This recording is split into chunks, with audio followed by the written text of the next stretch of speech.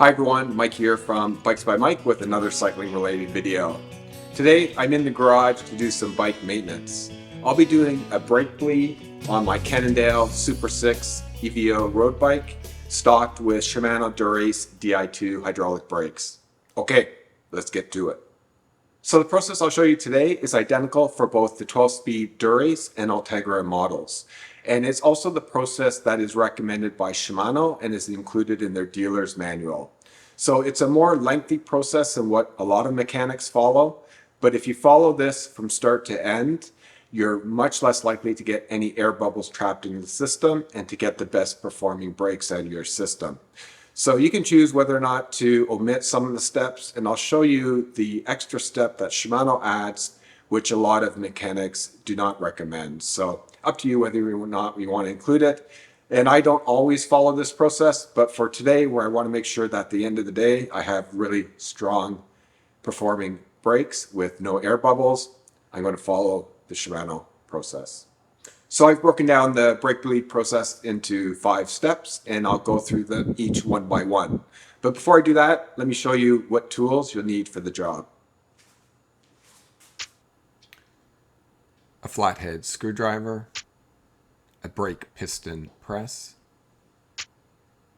2.5 and 3mm Allen keys, a small pick, which is optional, a bleed block or spacer, a Shimano bleed funnel and adapter, as well as the plug, some rags, some rubber gloves, Shimano mineral oil, Shimano syringe, a small baggie,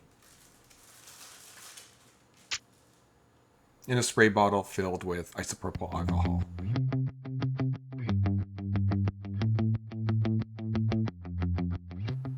Step number 1 is to prepare the bike. I've already got it loaded up on the stand, and I'll show you how to do the rest of the work. I'll be working at the caliper end for step number 1. Start by removing the brake pads to avoid potential contamination, starting with the C-clip. Next, remove the retaining pin with either a flathead screwdriver or 2.5mm Allen key. Shimano uses 2.5mm for the newer models.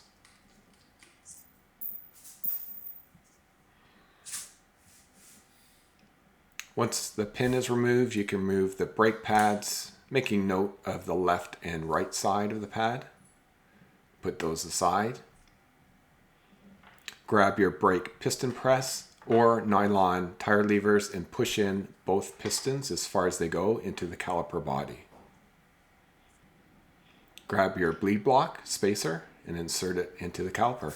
And insert the 3mm Allen key into the bleed screw.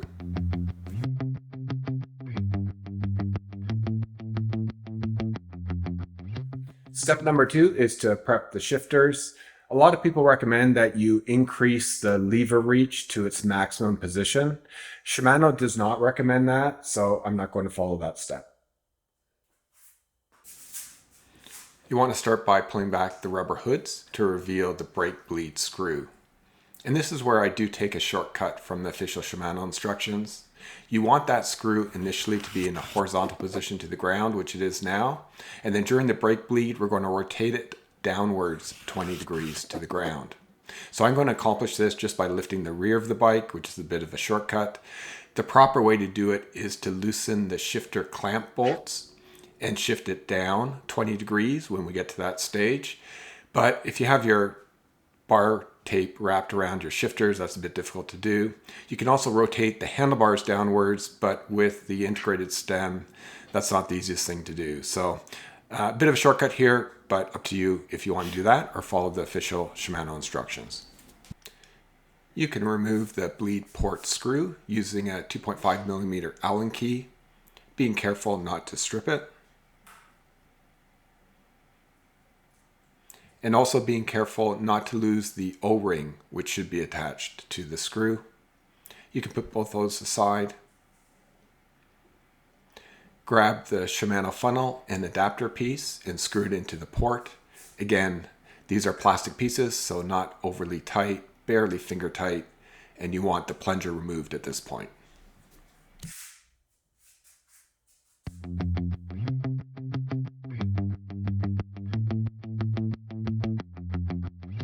Step number 3 is to bleed the brakes.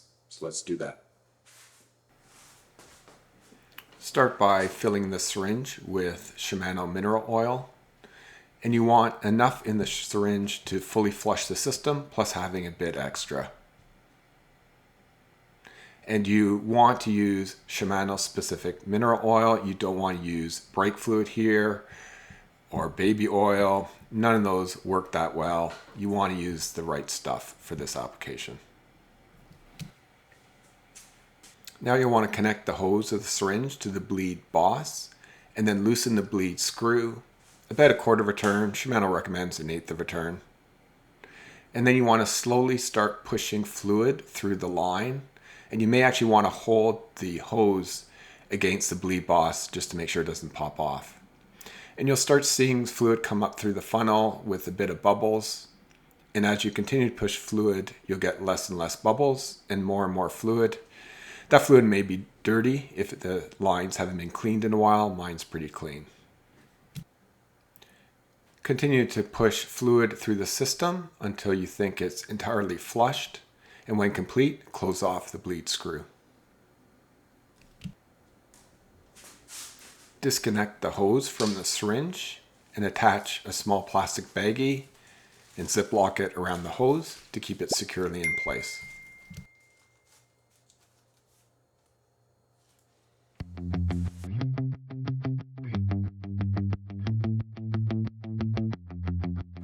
Step number 4 is to remove any air trapped into the system. I'm following the Shimano process, which is quite lengthy. This is a step that you often see removed entirely or a variation of it. Sometimes they just do the lever flick. But if you follow the Shimano procedure, even though it takes a bit of extra time, it's the process that you're most likely to get all of the air out of the system. And that means you'll have non-squishy brakes and they'll just perform better. So I'm going to do the full process here and show you how to do that. You'll want to loosen the bleed screw to allow mineral oil and air bubbles trapped in the system to slowly drip into the bag. And you want to make sure that the funnel is always topped off with mineral oil to make sure it doesn't run dry. Once it's running clear, like here, you can shut it off.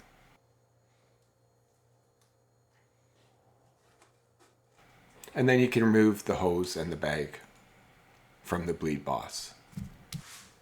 Now working at the shifter end, you want to take it from the horizontal position, which mine is not exactly, but close enough, and shift it down 20 degrees while pumping the brakes quickly, almost snapping them. And you'll see bubbles being removed from the system, and you'll feel the brakes really tighten up. And when done, you can return it back to the horizontal position.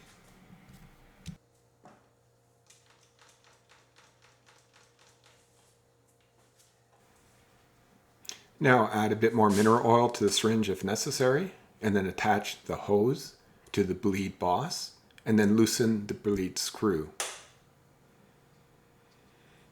And now you're going to push just a little bit more brake fluid through the system to again release any remaining air bubbles trapped in the system. There's a few here, and I easily cleared them out. When done, you can close off the bleed screw and then remove the syringe and hose. To finish things off, you're going to want to grab your isopropyl alcohol, give the calipers a good spray, and wipe it clean with a clean rag to remove any mineral oil residue.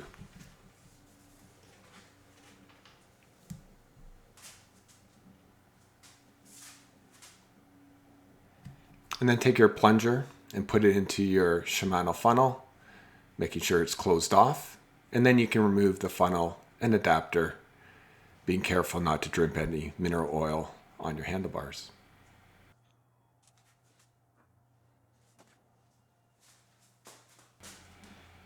Now you can grab your bleed port screw and reinstall it with your 2.5mm Allen key.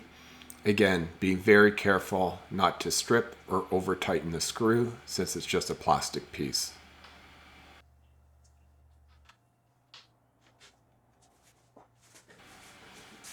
And like at the caliper end, you'll want to spray some isopropyl alcohol on the shifter and with a clean rag, wipe off any mineral oil residue.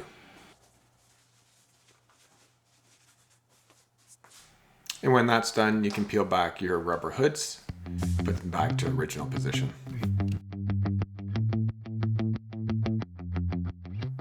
So now the brake bleed is done. Step 5, the final step, is just to reassemble the brake pads.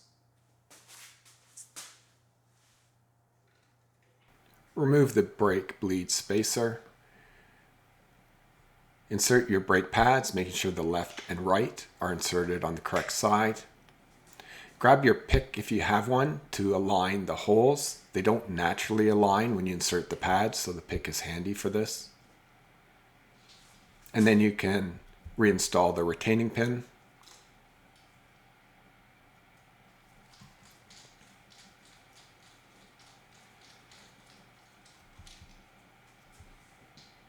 And don't forget to also install the C-clip on the opposite side.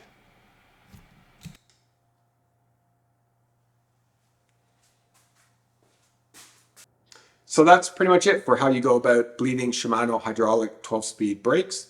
I've been working on the front here, but the process for the rear brake is exactly the same, including the angle at which you do the brake bleed. So replicate it for the back and you'll have a complete set of perfectly performing hydraulic disc brakes. Let me know in the comment section what you think of the process I followed, which is the official Shimano process. Do you know a better way? Not quicker. I know there's quicker ways. Is there a better way to bleed brakes? If you think there is, leave a comment in the description below. That's all I got for today, folks. If you like this video, please give me a thumbs up and share it with your friends. And if you're not a subscriber to this channel, please subscribe, as allow me to produce more content for all of you. See you next time. Happy rolling.